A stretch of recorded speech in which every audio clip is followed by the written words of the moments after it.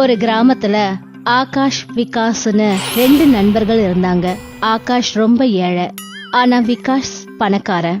நேத்து எங்க அப்பா ஒரு சயின்ஸ் எக்ஸிபிஷனுக்கு போனாரு. அங்கிருந்து ஒரு டெலிஸ்கோப் கொண்டு வந்தாரு. பெரியவங்க பெருசு பெருசா கொண்டு வருவாங்க. நல்ல நண்பர்கள் இல்லன்னா பணம் இருந்து என்ன பிரயோஜனம்? வா, நேத்து நான் உனக்கு லஸ்ஸி வாங்கி கொடுத்தேன்ல, இன்னைக்கு நீ எனக்கு சமோசா வாங்கி கொடு. சரி வா, மார்க்கெட்டுக்கு போலாம். ஆகாஷும் விகாஸும் மார்க்கெட்டுக்கு போனாங்க. அங்க கடையில பார்த்தா ரொம்ப கூட்டமா இருக்கு. 2 பேரும் கடைக்கிட்ட போனாங்க. சித்தப்பா, கடையில இவ்வளவு பேர் இருக்காங்க. புதுசா சமோசா கடை வச்சிருக்காங்க. ஒரு வாட்டி சாப்பிட்டு பார்த்தா மறுபடியும் சாப்பிடணும்னு தோணுது. சரி பணம் கொடு, நான் சமோசா வாங்குறேன். வேணாம், உனக்கு மட்டும் நீ வாங்கிக்கோ, எனக்கு வயிறு சரியில்லை. ஆகாஷ் அந்த சமோசாவை வாங்க போனான். அப்போ விகாஸோட பார்வை சமோசா விக்கிறவர் மேல பட்டுச்சு. விகாஸ் சமோசா விக்கிறவர் மேல சந்தேகத்தோட பார்த்தான். ரொம்ப கஷ்டப்பட்டு ஒரு சமோசா கிடைச்சது. சூப்பர், இந்த மாதிரி சமோசா நான் சாப்பிட்டதே இல்லை. நீயும் சாப்பிட்டு பாரு. ஒரு வாட்டி சாப்பிட்டா மறுபடியும் கேப்ப. இந்த கடை பேர் பார்க்கலாம். நான் நாளைக்கும் வந்து இங்க சாப்பிட போறேன். ஆகாஷ் அந்த கடையோட பேரை பார்க்கறான். அந்த கடையோட பேரு மந்திர சமோசா. நீ ஒரு விஷயம் பாத்தியா? என்ன, எல்லாரும் அந்த சமோசா விக்கிறவர் புகழ்ந்து தள்ளுறாங்க. அப்படிதான் சொல்றாங்க, ஒரு வாட்டி சாப்பிட்டா மறுபடியும் சாப்பிடுறேன்னு. எனக்கு மட்டும் இந்த மந்திர சமோசாவுல ஏதோ ரகசியம் இருக்குன்னு சந்தேகமா இருக்கு. டிடெக்டிவ் புக்ஸ் படிச்சு படிச்சு உன் மூளை கெட்டு போச்சு. வா, வீட்டுக்கு போகலாம். இருட்டிடுச்சு, மழை கூட வரா மாதிரி இருக்கு. ஆகாஷும் விகாஸும் 2 பேரும் அவங்க வீட்டுக்கு போனாங்க. மறுநாள் ஆகாஷ் தூங்கி எழுந்த உடனே அவனுக்கு அந்த மந்திர சமோசா கடையில சமோசா சாப்பிடணும்னு மனசுல தோணுச்சு. கட்டிலுக்கு கயிறு பின்றது ஆகாஷோட பரம்பரை தொழில். தம்பி, ராம்பால் அவருடைய கட்டில கொடுத்துட்டு போயிருக்காரு. அத சாதா கைத்துல தான் பின்னணும். அப்பா, நான் சமோசா சாப்பிட்டு வரேன். ஆகாஷ் கட்டிலுக்கு கயிறு பின்ன உக்காந்தான். ஆனா அவனுக்கு வேலை செய்யறதுக்கே மனசு வரல. 2-3 நாள் வரைக்கும் ஆகாஷோட அப்பா ஆகாஷை எதுவுமே சொல்லல. ஆனா அதுக்கப்புறம் ஒரு நாள் விடிஞ்சதும் ஆகாஷ் சமோசா சாப்பிட போய்கிட்டு இருந்தான். அப்ப அவனோட அப்பா அவனை தடுத்தாரு. நீ என்ன அந்த சமோசாவை டெய்லி சாப்பிடுற? அந்த சமோசாவை சாப்பிட்டு சாப்பிட்டு உன் வயிறு பாழாயிடுச்சு. நீ இந்த மாதிரி சமோசா சாப்பிட மாட்டியே. ஆனா 2-3 நாளாவே ரொம்ப சாப்பிட்டுட்டு இருக்க. இன்னைக்கு நான் உன்னை போக விட மாட்டேன். ஆனா அப்பா, நான் அந்த சமோசா சாப்பிடாம இருக்க முடியாது. ஆகாஷோட அப்பா ஆகாஷோட கைய பிடிச்சாரு. ஆனாலும் ஆகாஷ் நிக்கவே இல்லை. நண்பர்களே, என் பையனுக்கு பைத்தியம் பிடிச்சிருக்கு. அவனை நிறுத்த கொஞ்சம் உதவி செய்றீங்களா? ஆகாஷோட அப்பா ஆகாஷோட கைய பிடிக்க, அவனுடைய அப்பா கைய இன்னொருத்தர் பிடிக்க, அந்த இன்னொருத்தர் கைய இன்னொருத்தர் பிடிக்க, அவரை 3ஆவதா ஒருத்தர் பிடிக்க, அந்த 3ஆவதா இருக்கிறவரை 4ஆவதா ஒருத்தர் பிடிக்க, இப்படியே ஒரு செயின் மாதிரி ஒருத்தர் கைய பிடிச்சிட்டு நின்னாங்க. அப்புறம் ஆகாஷ் அவனுடைய அப்பா கைய உதறி விட்டுட்டு போக அந்த மொத்த செயினும் உடைஞ்சி எல்லாருமே கீழே விழுந்துட்டாங்க. ஆகாஷும் அன்னைக்கு அந்த கடைக்கு போய் சமோசா சாப்பிட்டான். மறுநாள் ஆகாஷோட அப்பா விகாஸ பாக்குறதுக்காக வீட்டுக்கு போனாரு. தம்பி விகாஸ், ஆகாஷுக்கு என்ன நடக்குதுன்னே தெரியல. மார்க்கெட்ல மந்திர சமோசா கடை வச்சிருக்காங்களாம். அடிக்கடி சமோசா சாப்பிடறதுக்கு அங்க போயிடுறான் அவன். நீங்க கவலைப்படாதீங்க அங்கிள், நான் எல்லாத்தையும் பாத்துக்கிறேன். அன்னைக்கு ராத்திரி அந்த மந்திர சமோசா கடைய மூடிட்டு அந்த கடையோட முதலாளி வீட்டுக்கு புறப்பட்டு போகும்போது விகாஸ் அவரை தூரத்துல இருந்து கண்காணிச்சான். அதுக்கப்புறம் அவரை ஃபாலோ பண்ணி பின்னாடியே போனான். கூடிய சீக்கிரத்துல இந்த ஊர்ல இருக்கிறவங்களுக்கு எல்லாம் நம்ம சமோசா பழக்கமாயிடும். அப்ப நாம பெரிய பணக்காரங்களாயிடலாம். கிராமத்து ஜனங்க எல்லாம் விட்டாளுங்க. நீங்க ஒரு கெமிஸ்ட்னு அவங்களுக்கு தெரியாது. அந்த சமோசாவில நீ போதை மருந்து கலந்திருக்க. அதான் எல்லாரும் சமோசாக்கு அடிமையாயிட்டாங்க. மெதுவா பேசு, யாராவது கேட்டா நம்ம அவ்வளவுதான். விகாஸ் அவங்க பேசினது எல்லாத்தையுமே கேட்டுட்டான். மறுநாள் கிராமத்துல சில பேரை கூட்டிக்கிட்டு விகாஸ் அந்த மந்திர சமோசா கடைக்கு வந்தான். என்ன சமாச்சாரம்? எல்லாரும் இங்க வந்திருக்கீங்க. அத நாங்க உனக்கு அப்புறமா சொல்றோம். பெரியப்பா, முதல்ல நீங்க சமோசாவை சாப்பிடுங்க. ஊர் தலைவர் அந்த சமோசாவை சாப்பிட்டாரு. இப்போ எனக்கு இன்னும் சமோசா சாப்பிடணும்னு தோணுது. உண்மையை சொல்லு, நீ உன் சமோசால என்ன கலக்கிற? கிழங்கு மசாலா தான் நான் கலக்குறேன். நீங்களும் பாருங்களேன். உண்மையை ஒத்துக்கலைன்னா உடனே போலீஸை கூப்பிடுவேன். போலீஸ்னு சொன்ன உடனே கடை முதலாளி ரொம்ப பயந்துட்டாரு. அதுக்கப்புறம் எல்லா உண்மையையும் அவரு ஒத்துக்கிட்டாரு. என்ன மன்னிச்சிடுங்க, என் வியாபாரத்தை பெருக்கிறதுக்கு நான் சமோசாவில மயக்க மருந்து கலக்கிறேன். அதனால எல்லாரும் என் சமோசாவுக்கு அடிமையாயிடுறாங்க. அப்போ அவங்க என் கடைக்கு சமோசா சாப்பிட வந்துகிட்டே இருப்பாங்க. விகாஸ் உடனே போலீஸ்க்கு ஃபோன் பண்ணான். போலீஸ் வந்து அந்த கெமிஸ்டை அரெஸ்ட் பண்ணாங்க. அதுக்கு தான் நான் உங்களோட நிறைய வாட்டி சொல்லியிருக்கேன், வெளிய பொருளை நிறைய சாப்பிடக்கூடாதுன்னு.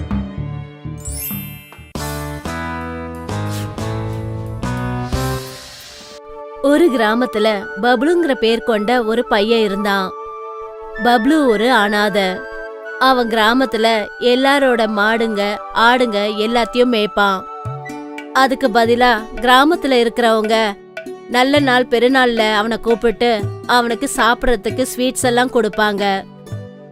பப்ளு அந்த ஸ்வீட்ஸை சாப்பிட்டு ரொம்ப சந்தோஷப்படுவான். காட்டுல மாடுங்களை மேய்ச்சிக்கிட்டே அங்க உட்காந்து புல்லாங்குழல் வாசிப்பான். ஒரு நாள் கிராமத்துல வசந்த் பஞ்சமி திருவிழா நடந்தது. அன்னைக்கு பப்ளுவுக்கு நிறைய ஸ்வீட்ஸ் கிடைச்சது. பப்ளு காட்டுல உட்காந்து அந்த ஸ்வீட்ஸ சாப்பிட்டுட்டு இருக்கும்போது ஒரு வயசான கிழவன் அவனை நோக்கி வந்தாரு. தம்பி, 4 நாளா ஒன்னும் சாப்பிடல, ரொம்ப பசி எடுக்குது, சாப்பிடுறதுக்கு ஏதாவது கொடுக்கறியா?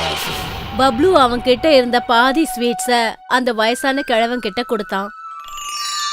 அந்த வயசானவர் அந்த ஸ்வீட்ஸ வாங்கின உடனே அவரு ஒரு வனதேவனா மாறினாரு. நீ ரொம்ப நல்ல பையன் பப்ளு. நீ சாப்பிடுறத கூட யோசிக்காம எனக்கு அதுல இருந்து பாதி கொடுத்துட்டியே, எனக்கு ரொம்ப சந்தோஷமா இருக்கு.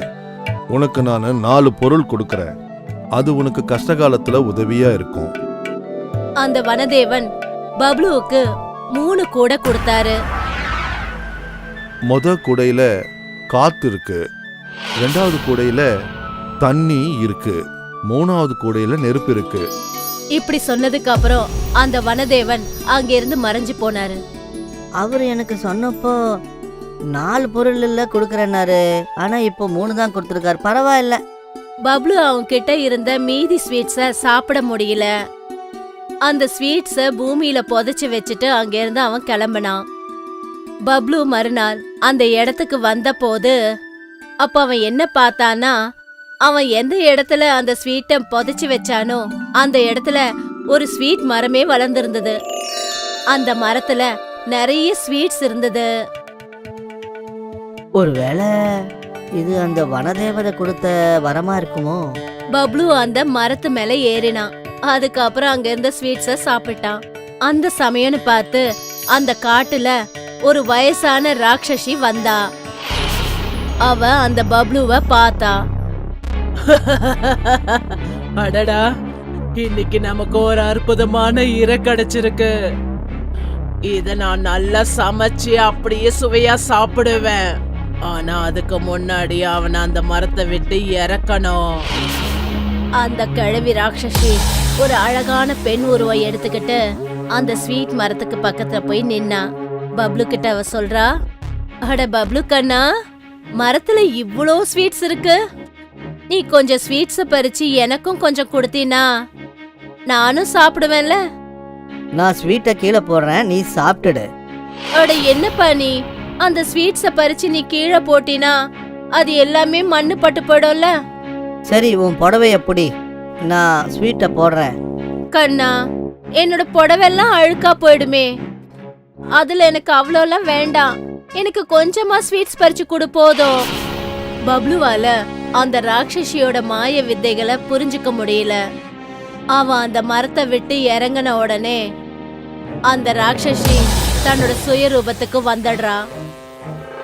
அந்த பப்ளுவ ஒரு மூட்டையில போட்டு கட்டி போட்டா.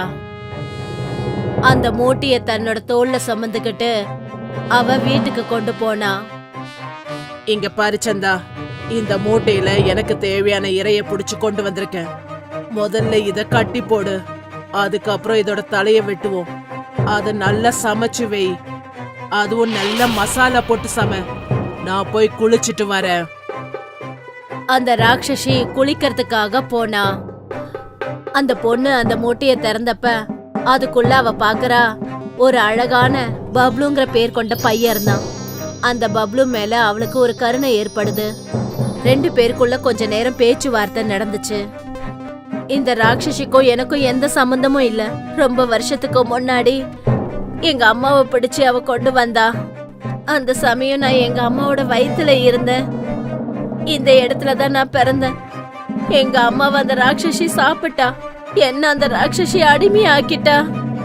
அவளுக்கு தேவையான வேலைகள் எல்லாத்தையும் என்ன வச்சே செய்ய வைப்பா. பப்ளுவும் சந்தாவும் 2 பேரும் சேர்ந்து அந்த ராட்சசி வீட்டை விட்டு ஓடினாங்க.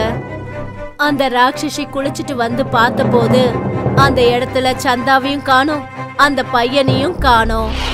அவங்க 2 பேரும் சேர்ந்து ஓடி போயிட்டாங்கன்னு நினைக்கிறேன்.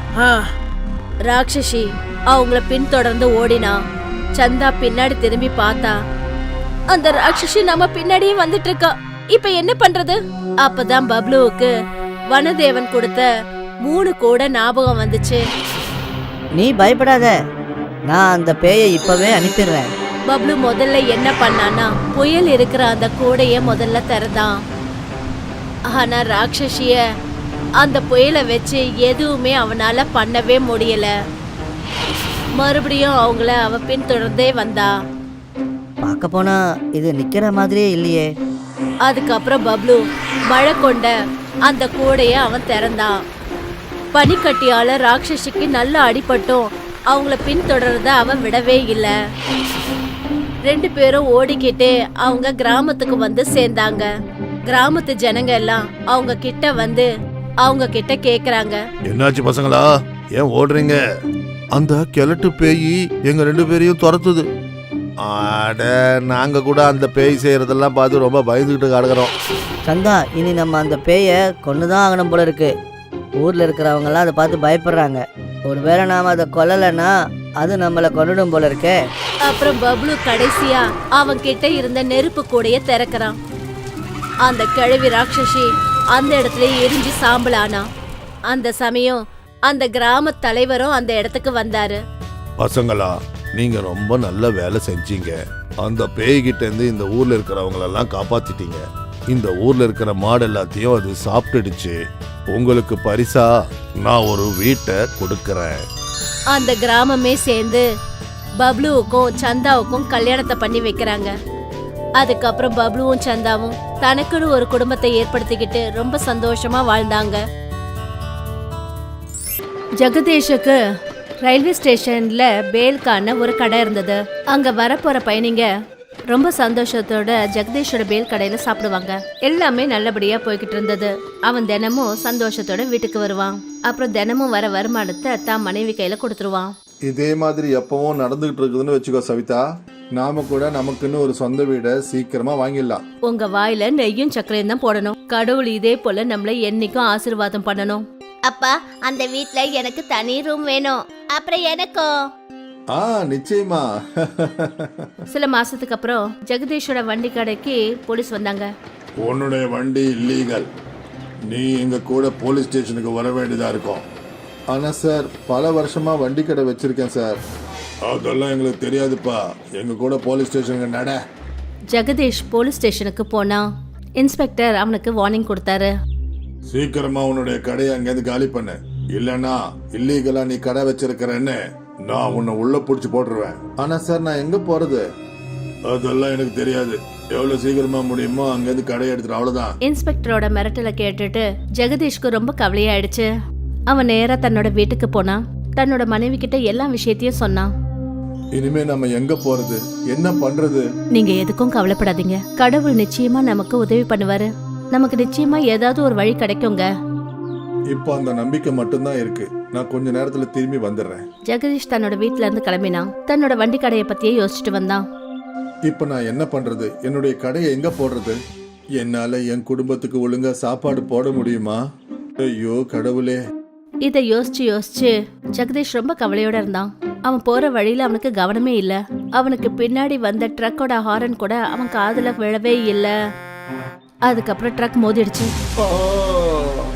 அந்த ட்ரக் ஜெகதீஷை வந்து மோதிடுச்சு. ஜெகதீஷை சீக்கிரமா ஹாஸ்பிட்டல்ல கொண்டு போய் அட்மிட் பண்ணாங்க. ஆனா ரத்தம் அதிகமா போயிட்டதுனால அவனை காப்பாத்த முடியல.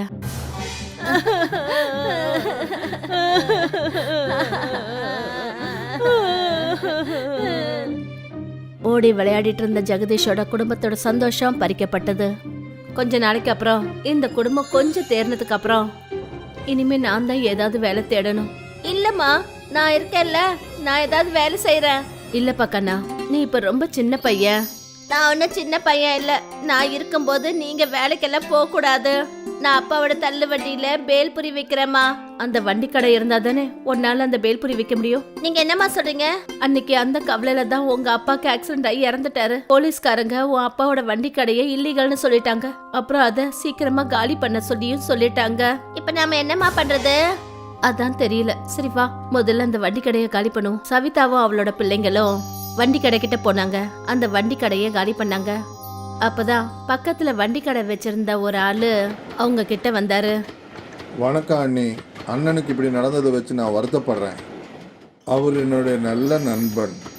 ஒருவேளை உங்களுக்கு ஏதாவது உதவி தேவைப்பட்டுச்சுன்னா கண்டிப்பாக என்னை கேளுங்க அண்ணி.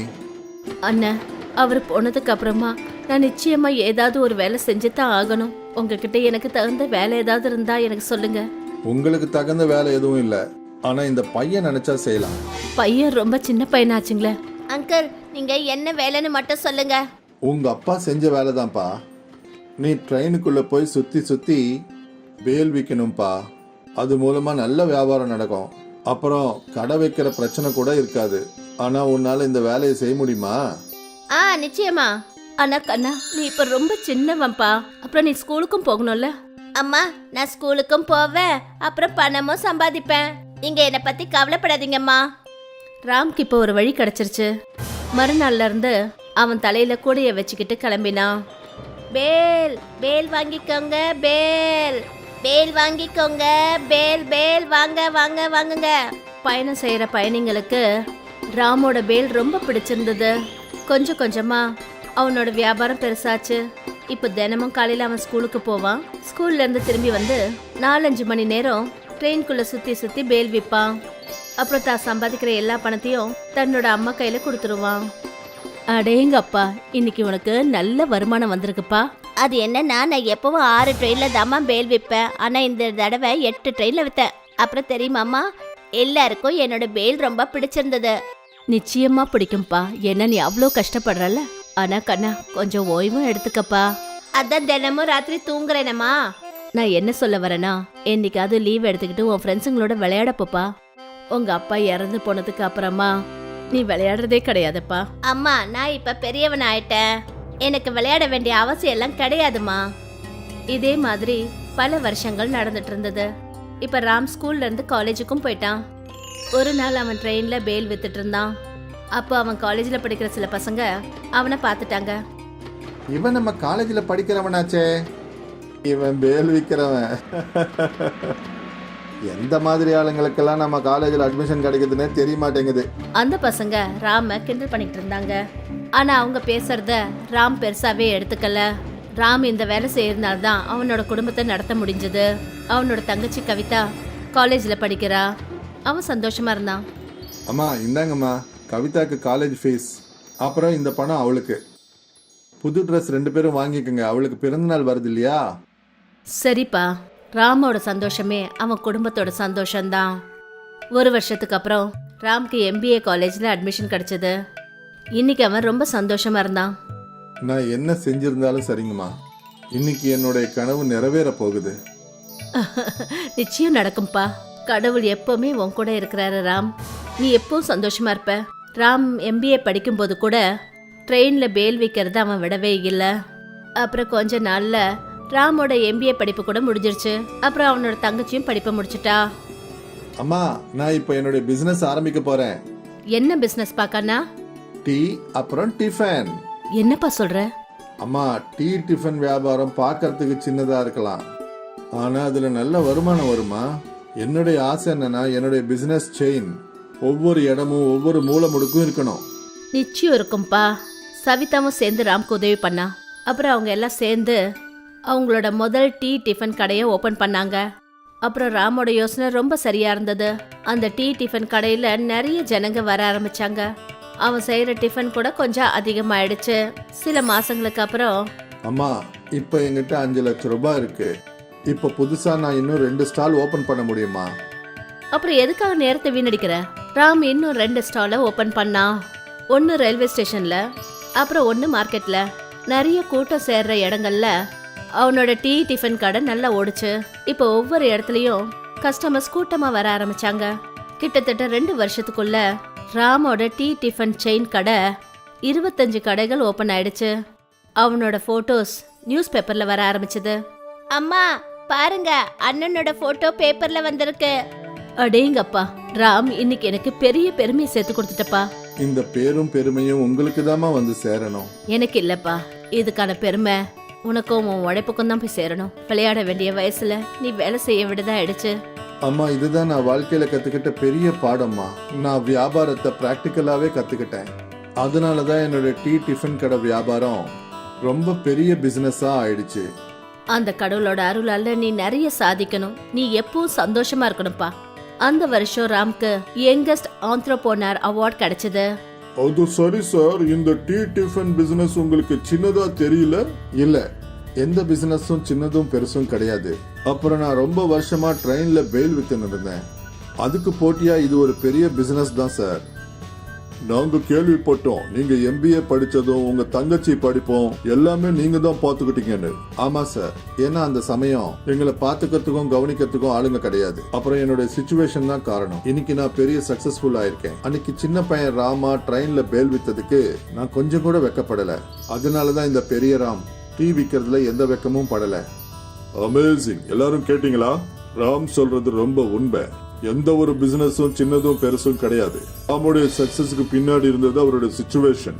அவரு தன்னுடைய பிரச்சனையை சுலபமாக்கி தன்னுடைய வாழ்க்கையே மாத்திக்கிட்டாரு.